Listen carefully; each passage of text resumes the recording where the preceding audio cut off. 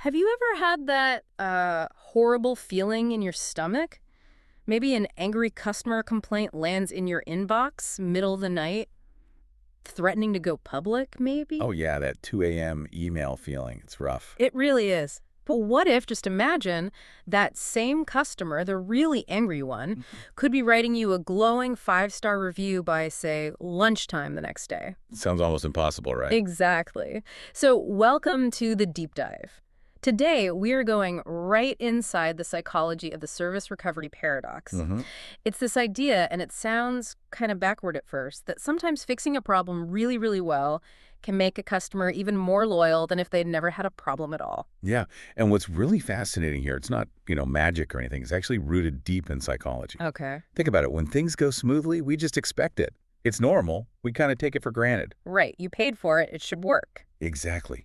But when something goes wrong and then the business steps up, goes way beyond just fixing it, that effort, that really stands out. Because it wasn't expected. Precisely. It creates this vivid positive memory because it broke the pattern. Yeah. It shifts from this is standard to, wow, they really care. And there's data on this, isn't there? Oh, absolutely.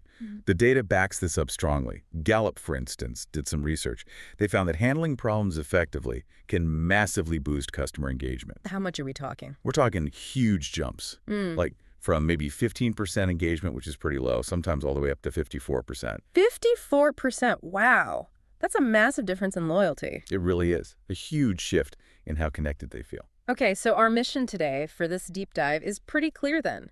We want to unpack the core ideas and give you a really powerful method, step by step, to turn those tough moments. Like that 2 a.m. email. Exactly. Yeah. Turn those into genuine opportunities to build, much deeper customer loyalty. It's not just fixing things. Yep. It's about building relationships that are, what did you call them? Anti-fragile. Yeah, anti-fragile. Think of it like this. Something resilient just bounces back to where it was. Something anti-fragile actually gets stronger from the shock, from the problem. It benefits from it. That's what we're aiming for. Yeah. Stronger because of the problem. Okay, let's dig into that mindset first. Because when a customer complains, honestly, my first reaction is often, frustration. Yeah. Or maybe getting defensive. It's totally natural. Very human reaction. But what if we could flip that? What if you started seeing every complaint, even the really angry ones, as, well, a gift? A gift. Okay, explain that. Well, look, the customer who takes the time to complain, they're giving you super valuable feedback. They're telling you what's broken. And giving you a chance to fix it, I guess. Exactly. Think about all the unhappy customers who just disappear. They never say why. They just leave. Right, the silent ones. Yeah. So the ones who actually reach out, who complain, they still care enough to want it fixed. They're still invested. Even if they sound furious, there's an underlying need there, often more than just the surface complaint. Okay, so that's the recovery opportunity mindset, seeing every complaint as a chance to. Well, what exactly? It's a chance to show your values. Really show them in action when things get tough. Okay. It's a chance to show you genuinely care about them as people, not just about the sale. Uh-huh. Build those stronger emotional connections that you just don't get when everything's smooth sailing. Right, the smooth transactions are forgettable almost. They are. And finally, it's a chance to create real advocates. Customers who will tell everyone how amazing you were when things went wrong. I had this happen once, a terrible delivery mix-up for something important. I was livid. Yeah. But the way they handled it, they didn't just fix it, they went so far above and beyond. I went from furious to basically telling everyone I knew how great they were. Wow. Okay, so that mindset helps reframe those negative gut reactions. Exactly. So instead of feeling that frustration, you train yourself to see a chance to show amazing care. Right. Instead of feeling defensive, you see an opportunity to build trust by being accountable. Feeling anxious? Reframe it. Chance to show we're competent and reliable. And that urge to just get rid of the problem quickly. Yeah, just close the ticket. Right. That becomes an opportunity to create a really memorable, positive experience. And I bet customers can feel that difference when you actually want to help versus just wanting them to go away. Oh, absolutely. That energy, it's palpable. It changes everything about the interaction. Okay, so we're seeing complaints as opportunities now. How do we actually, do this? What's the practical way to handle it? This is where it gets really interesting, right? The step-by-step approach. This is it. It's a framework called the HEART method. Simple acronym. HEART. HEART. Okay, what does it stand for? Stands for hear, empathize, apologize, resolve, and thank. Hear, empathize, apologize, resolve, thank. HERT. Okay. And think about that 2 a.m. email we mentioned, the damaged product, the big presentation looming. We can use that as we walk through these steps. Perfect. So briefly, what's each step about? Okay, so here is about truly actively listening to understand everything. Not just the words, but the whole situation. Got it. Empathize is validating their feelings, showing you get why they're upset without blaming anyone. Makes sense. Apologize is offering a sincere apology for their experience. Right. The experience. Resolve is where you fix it, but ideally go beyond what they expect. Exceed expectations. The wow factor. Exactly. And finally, thank. Expressing genuine gratitude for them bringing it to your attention. Thanking them for complaining. Okay, interesting. It closes the loop and reinforces the relationship. Each step really builds on the last. It's not just a checklist. It's a flow, creating a whole experience. Okay, let's dive into the first one, H for hear. You said this is often the most powerful step. I really think it is. Because so often what people want most is just to feel heard. Truly heard and understood. Yeah, like someone's actually paying attention. Exactly. For that customer with the damaged product and the presentation tomorrow, their email might be angry, but what's underneath? Stress, fear of failure, embarrassment. All of the above, probably. Probably. So hearing means full focus. Close those other browser tabs, put the phone down, maybe even take notes. Okay. Use active listening phrases. Things like, okay, I understand you're feeling really frustrated about the damaged product. Or, tell me more about the presentation and how this impacts it. So you're showing you're listening. Yes. And crucially, don't interrupt. Let them get it all out. Sometimes, just count to 3 in your head after they stop talking before you jump in. Good tip. Avoid cutting them off. Definitely. Then reflect back what you heard. Okay, so just to make sure I've got this right. The product arrived damaged, and that puts your presentation tomorrow at risk. Is that correct? Is there anything else I should know about how this is affecting things? So you're confirming and asking for more if needed. You mentioned listening for the unarticulated need before. Yes, that's the deeper dive in hearing. Are they just after a new product? Or do they need reassurance? Do they need help? Saving face. That's what active listening helps uncover. Got it. And pitfalls to avoid here. Oh yeah, big ones are jumping to solutions too fast before you really get it. Getting defensive yourself, minimizing their feelings. Oh, it's not that bad. Or just making assumptions about what happened or what they need. Right, let them tell you. Okay, so you've heard them. Step 2 is E, empathize. Showing you understand their situation. Yes, and this is key.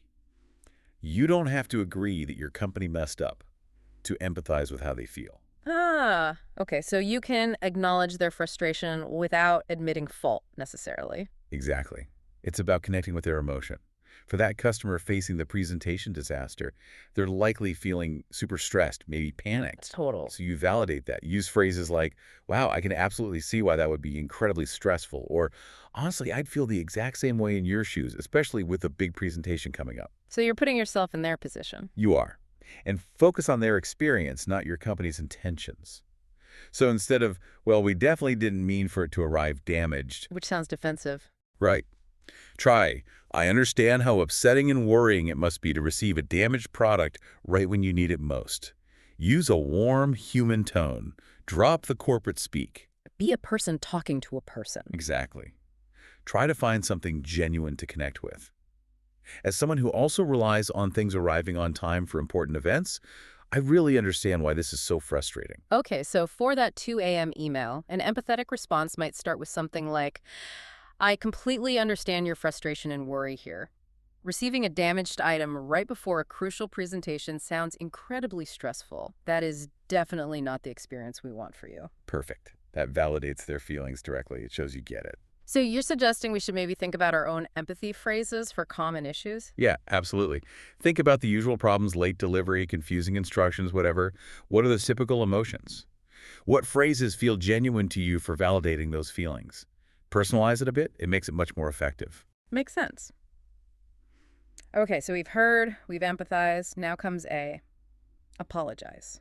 You mentioned apologizing for the experience. Can you expand on why that's so important, especially if, say, the shipping company was really the one who dropped the ball? It's a really good question, and it gets to the heart of why apologies work psychologically. You're not necessarily taking blame for the root cause, like the shipping damage. You're taking responsibility for the customer's negative experience. Oh, okay. The impact on them. Precisely. Yeah. You're apologizing that they had to go through this hassle, this stress, regardless of who specifically caused the damage initially. It lowers the temperature, shows you care more about them than about being right. That makes a lot of sense. So how do you make the apology effective? Keep it simple, direct. I am so sorry this happened to you. Or, I sincerely apologize for the frustration and worry this has caused. Not, I'm sorry if you felt. No, definitely avoid those conditional apologies. They sound weak and insincere. Say, I'm sorry you experienced this problem, and mean it. Let your sincerity come through. Okay, so back to our damaged product example. The apology part could be, I want to sincerely apologize for the damaged product you received and the stress this has clearly caused. That's absolutely not the standard we aim for, and I'm truly sorry for the impact on your presentation prep. That's excellent. It's clear, responsible for the experience, and sincere. It feels very different from just blaming the shipper. Yeah, you can really see the difference. Like, I'm sorry if you felt misled versus, I'm sorry our communication wasn't clear. Yes, exactly. Or, I apologize, but that's just our policy. That's an excuse. Right. Better is, I apologize for the confusion this caused. Let me explain how we can work within our policy to help you best right now. Own the situation. Focus on the customer's experience. Okay, this leads us right into our resolve. This feels like the action step. Yeah. Fixing the problem, but you said going beyond. Yes, this is where the magic of the paradox really happens. Resolve isn't just about fixing the immediate issue. It's about asking yourself, what would make this customer so impressed that they tell other people how well we handled this? So finding that extra step. Finding that added value, that unexpected element that addresses not just the problem, but their underlying stress or need. Offer clear, specific solutions. Tell them exactly what you'll do and when. Make it easy for them. And take ownership. Absolutely. Yeah. Use phrases like, okay, here's what I'm going to do personally, and then make sure you follow up. You mentioned a 3-part framework for this. Yeah, it's a useful way to think about it. First, the immediate fix. What solves the core problem right now? Get them an undamaged product fast. Right. Second, added value. What can you add that they weren't expecting that addresses their deeper need? Like maybe help with the presentation stress. Exactly. And third, future prevention. How can you reassure them this won't happen again or show you're taking it seriously? Okay, so let's apply that to our 2 a.m. email scenario. Okay, immediate fix, obvious. Get a new perfect product to them ASAP. Maybe same-day courier if possible, before that presentation. Right. Added value? What could that be? Maybe a significant discount on their next order.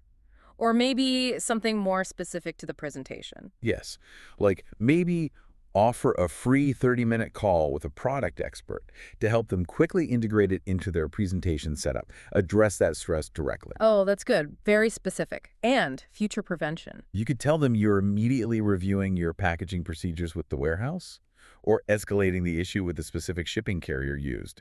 Show you're taking steps. So it's not just about the one product, it's about their peace of mind, their professional image. Exactly. You're resolving the logistical issue and the emotional fallout. And communicating that resolution clearly is crucial. Totally. So the email reply continues. Okay, here's exactly what I'm going to do to fix this and help with your presentation. First, I've already arranged for a brand new product name to be sent via same-day courier. It will arrive at your office by 3 p.m. today. Second, to apologize for the stress, I'd love to offer you a complimentary 30-minute session with Sarah, our senior product specialist, anytime this afternoon to ensure you're fully comfortable using it for your presentation. Third, I've flagged this issue with our shipping department to review packaging immediately. How does that sound? Is there anything else at all I could do to help you prepare? Wow, that's comprehensive. Okay, last step. T for thank. This still feels a bit odd thanking someone for complaining. It does initially, but it's incredibly important for closing the loop and building that anti-fragile relationship. You fix the problem for our stressed customer, now you solidify the positive turn. How do you do that effectively? Be specific. Thank them for taking the time and effort to bring the issue to your attention, especially when they were under pressure. Frame their complaint as valuable feedback. Honestly, your feedback helps us get better for everyone. Ah, so you're valuing their input. Exactly. And on a relationship note, emphasize you value their business and are committed to their success. And critically, follow up later. maybe a week after the presentation. Okay, so after the resolution and maybe after their presentation, you send another note. Yeah, a quick check-in, something like, "Hi, customer name. Just wanted to quickly check in and hope your presentation went really well last week. Also wanted to thank you again for your patience and for giving us the chance to make things right. Your feedback on the damaged shipment was genuinely helpful, and we've already made adjustments. We really appreciate your business." That really does feel like it cements the positive outcome. Mhm. Okay, HEART, hear, empathize, apologize, resolve, thank. Now, how do businesses actually put this into practice? Make it part of the daily routine? Good question. One practical step is creating heart frameworks or templates for common issues. Not rigid scripts, but outlines. Adaptable guides. Exactly. Hmm. For email, phone, chat. With placeholders for personalization, maybe prompts for asking clarifying questions, so it still feels human and tailored. And if you have a team, Training is absolutely essential. Role-playing those difficult conversations, practicing active listening, empathy phrases, then ongoing coaching, discussing real examples, refining the approach. It needs to become part of the culture. how do you measure if it's actually making a difference? You need metrics. Track your resolution satisfaction rate, simple surveys after an issue is closed. How happy were you with how we handled this? Okay. Look at your recovery conversion rate. Do customers who complained buy again? Yeah. It's a huge indicator. Yeah, that's bottom line. Are you seeing more testimonials or positive reviews mentioning how well you handled the problem? Track your response time. How quickly are you getting through the heart process? And maybe even referral tracking. Are these recovered customers referring new business? So using tools like surveys, CRM tags, review monitoring. Exactly. Asking those key questions. How satisfied were you? How likely are you to recommend us now? That gives you real data on whether the paradox is working for you. Okay, but not all situations fit neatly, right? What about really high emotion customers? Or when you just can't give them what they want? Great points. For high emotion situations, the priority shifts slightly. First, you have to focus on calming the situation. Use heart, but lean heavily on hear and empathize first. De-escalate before problem solving. Exactly. Acknowledge their feelings directly. I can hear how incredibly upset you are right now, and I really want to understand and help. Sometimes just switching channels helps, like offering to move from email to a quick phone call. Reset the tone. Yeah. And always says super clear next steps and timeframes. That helps restore a sense of control for them. Now, when you can't give them their specific request, like a refund outside the policy window. That's tough, but manageable. The key is to lead with what you can do, not what you can't. Focus on the positive. Right. Offer alternatives that still address their underlying need. Maybe the refund isn't possible, but can you offer significant store credit, extended access, extra support? Explain the why behind the limitation briefly and calmly, if appropriate. And then really dial up the added value elsewhere. So compensate in other ways. Exactly. Like, I understand you're looking for a full refund, and while our policy doesn't allow that after 60 days, here's what I can absolutely do for you right now. I can issue a 50% credit towards any future purchase, no expiration date. I can also upgrade your account to our premium tier for the next 6 months, free of charge, and schedule a call with our team lead to ensure you're getting the most value possible. So you're turning the no on the specific request into a yes on providing significant value and addressing their need differently. That's the goal. And what about big systemic issues like a server outage affecting lots of people? Proactive communication is key there. Get ahead of it if you can. Be honest about what happened. Use a consistent heart-based response strategy for everyone affected. And crucially, communicate what you're doing systemically to prevent it from happening again. Transparency helps rebuild trust on a larger scale. Okay, so pulling this all together, this deep dive, it's really more than just fixing problems, isn't it? It's about building those anti-fragile relationships. That's the bigger picture, absolutely. It's about creating a business or relationship that doesn't just survive challenges, but actually gets stronger because of them. Learning from every single bump in the road. Exactly. It means systematically learning from complaints. What was the real root cause? How could we have prevented this specific issue? What process, training, or product feature needs to change so this doesn't bite someone else? So it feeds back into making the whole operation better, maybe having like a prevention framework. Yeah, thinking multi-layered, better communication up front, tighter quality control, backup plans, better staff training, actively asking for feedback before things go wrong. All of that builds resilience and reduces the number of problems you have to recover from in the first place. The HEART method, then, it's powerful. Not just the steps, but the whole shift in thinking. seeing every challenge, even that awful 2 a.m. email, as a chance to connect. It really is transformative when applied consistently. You'll see loyalty go up, you get more referrals, sometimes from the very people who had the biggest problems initially. Your team feels more empowered, you get incredible insights into your business weaknesses, and ultimately, customer lifetime value increases. It's turning those negatives into proof positive of your commitment. So it seems the businesses that really thrive aren't the ones that pretend problems don't happen. No, definitely not. They're the ones that master the art of turning every single problem into undeniable proof that they care and that they're committed to their customers' success. Okay, so for you, our listener, listening to this deep dive, here's something to think about. A challenge, maybe. Take one customer complaint you've dealt with recently, or even one you just observed. How could you mentally walk through the HEART method with it? How could you have turned that interaction not just into a fix, but into the start of a stronger, genuinely anti-fragile relationship? It's a powerful exercise. Definitely something to mull over.